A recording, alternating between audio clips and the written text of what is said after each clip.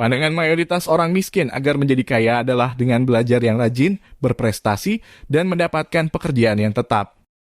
Namun, pandangan orang kaya sangat berbeda.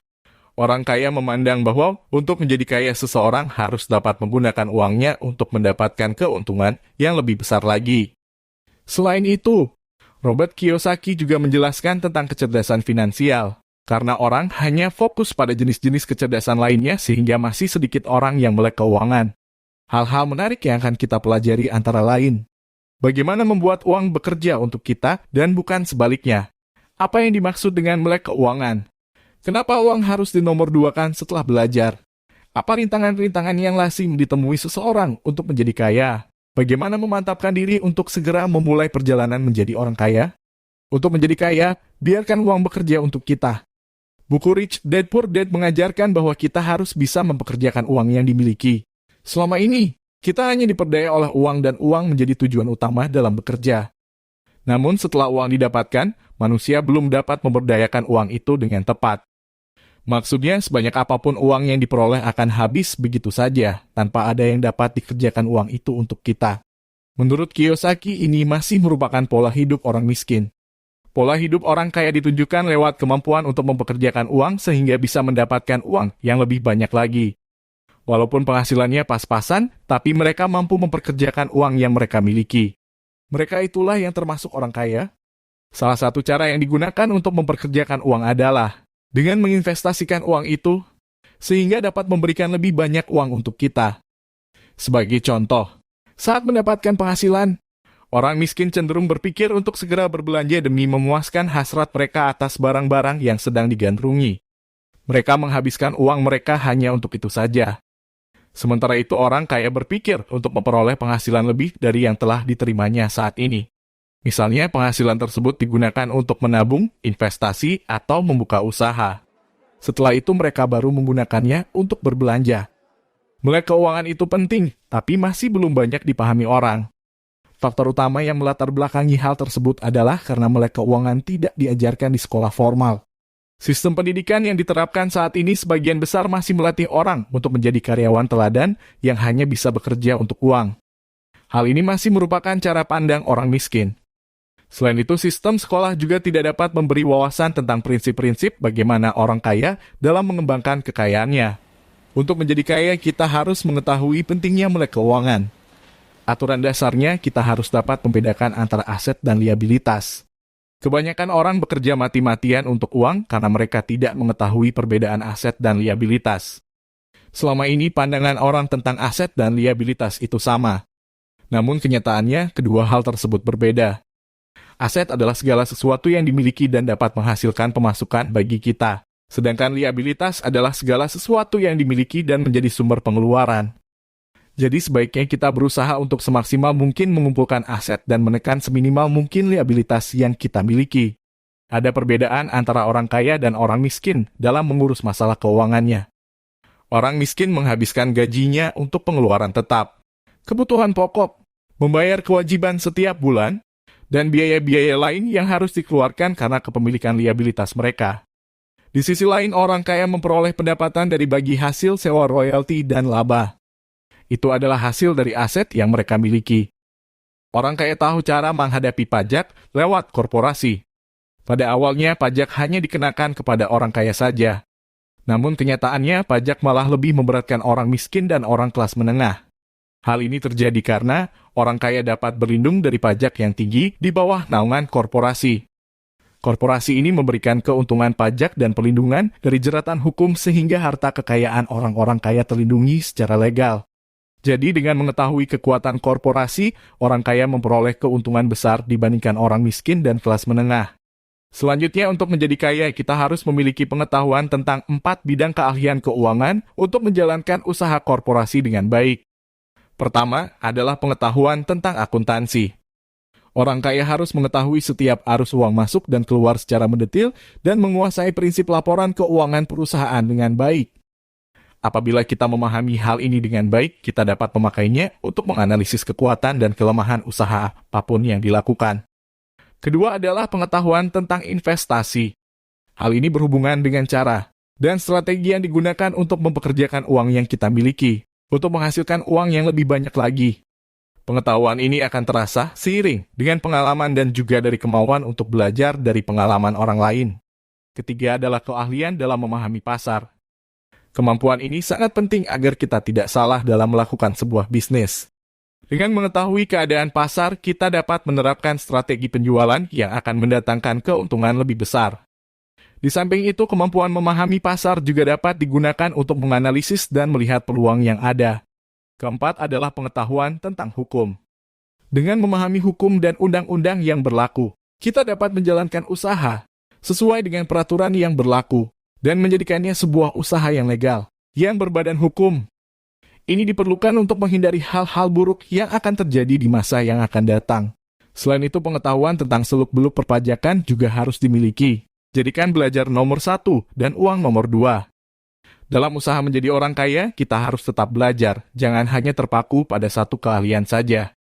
Apabila kita mempelajari hal-hal baru di luar keahlian, kita akan mendapatkan wawasan dan pengetahuan yang lebih luas. Selanjutnya, kita dapat membuatnya menjadi tambahan penghasilan. Jika dilihat dari sisi pendidikan saat ini, kita hanya diajarkan untuk menjadi profesional di satu bidang yang ditekuni saja. Hal ini membuat kita tidak memiliki kecakapan dalam mengerjakan pekerjaan di luar keahlian. Namun, untuk menjadi kaya, kita perlu belajar hal-hal lain di luar bidang utama yang dikuasai, sehingga kita dapat mengembangkan bisnis lain dalam waktu yang bersamaan. Prinsip orang kaya adalah selalu menjadikan tempatnya bekerja sebagai tempat belajarnya. Mereka berusaha mendapatkan banyak ilmu dari apa yang mereka kerjakan dan menggunakannya sebagai bekal dalam membangun bisnis mereka sendiri. Apabila kita bekerja untuk uang, kita akan selalu pada titik yang sama, tidak akan pernah berpindah. Kita akan selalu melakukan rutinitas harian tanpa ada pelajaran baru yang dapat diambil. Tapi apabila kita bekerja untuk belajar, kita akan mendapat keuntungan ganda, yaitu pengetahuan dan uang. Uang akan kita dapatkan apabila kita bekerja, tapi pengetahuan tidak akan bisa didapatkan apabila kita tidak mau belajar dari apa yang kita kerjakan. Setiap hal pasti ada rintangannya dan setiap rintangan pasti ada jalan keluarnya. Berikut ada 5 rintangan yang akan dihadapi oleh seseorang untuk menjadi kaya. Namun setiap rintangan tersebut pasti memiliki jalan keluarnya masing-masing. Rintangan-rintangan itu antara lain, rintangan pertama adalah sinisme. Salah satu hal yang harus dihindari untuk menjadi kaya adalah memikirkan hal-hal buruk yang belum tentu terjadi. Banyak orang yang berpikir negatif terlalu jauh dengan berkata, bagaimana jika ini, bagaimana jika itu. Apabila pikiran telah diarahkan pada hal-hal yang buruk, maka sikap sinis dan kekhawatiran akan menguasai diri kita dan menghalangi kita untuk menjadi lebih kaya.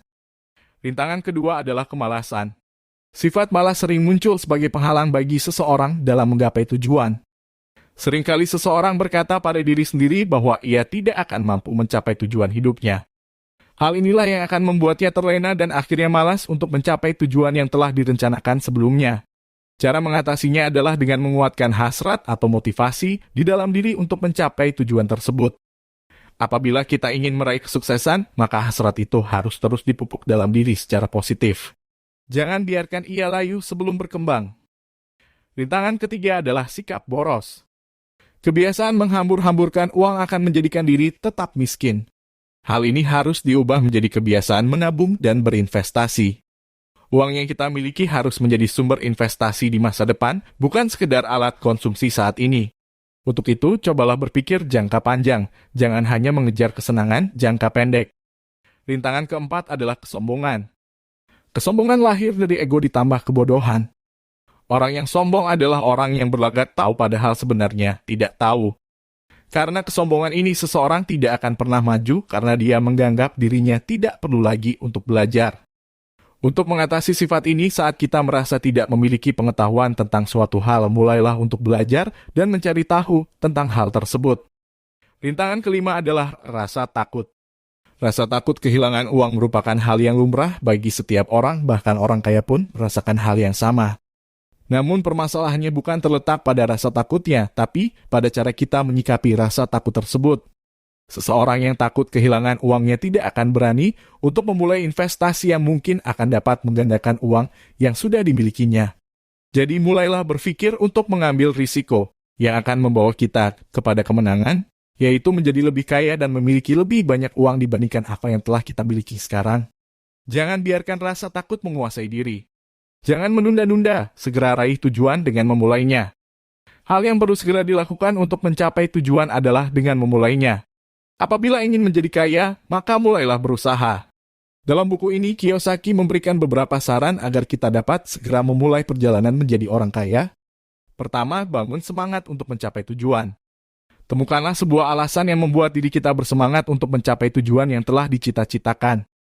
Apabila diri kita tidak memiliki alasan yang kuat, pasti akan sulit untuk mencapai tujuan tersebut. Kedua, jangan puas hanya pada satu keahlian saja, tapi carilah keahlian lain yang dapat dikembangkan untuk menambah jumlah uang. Ketiga, disiplinkan diri terlebih dahulu. Berinvestasilah terlebih dahulu, lalu bayarlah kewajiban yang ada. Jangan habiskan uang untuk pengeluaran-pengeluaran yang konsumtif. Keempat, ambillah inspirasi dari orang-orang yang telah berhasil. Carilah orang yang telah berhasil di bidang yang sama dengan kita. Ketika bekerja, kita dapat membayangkan diri kita adalah orang tersebut. Apabila menghadapi kesulitan, pikirkanlah hal apa yang akan dilakukan oleh orang itu untuk menyelesaikan kesulitannya. Kelima, jadilah orang yang pemurah. Berbagilah kepada orang lain dari sebagian hasil atau keuntungan investasi yang telah didapatkan. Ingatlah bahwa siapa yang memberi nanti akan menerima. Kesimpulan dari buku ini, orang yang memiliki penghasilan besar belum tentu bisa menjadi orang kaya. Kekayaan berhubungan dengan kemampuan untuk mengelola uang yang didapatkan. Untuk menjadi kaya, seseorang harus melek keuangan. Kita harus memahami perbedaan antara aset dan liabilitas. Usahakan untuk menginvestasikan uang yang dimiliki agar uang itu dapat bekerja untuk kita. Jangan hanya puas pada satu bidang yang telah dikuasai, tetaplah belajar hal lain di luar spesialisasi yang telah dimiliki. Pekerjaan bukanlah sekadar tempat untuk mencari uang, melainkan juga wadah bagi untuk mengumpulkan ilmu dan pelajaran baru.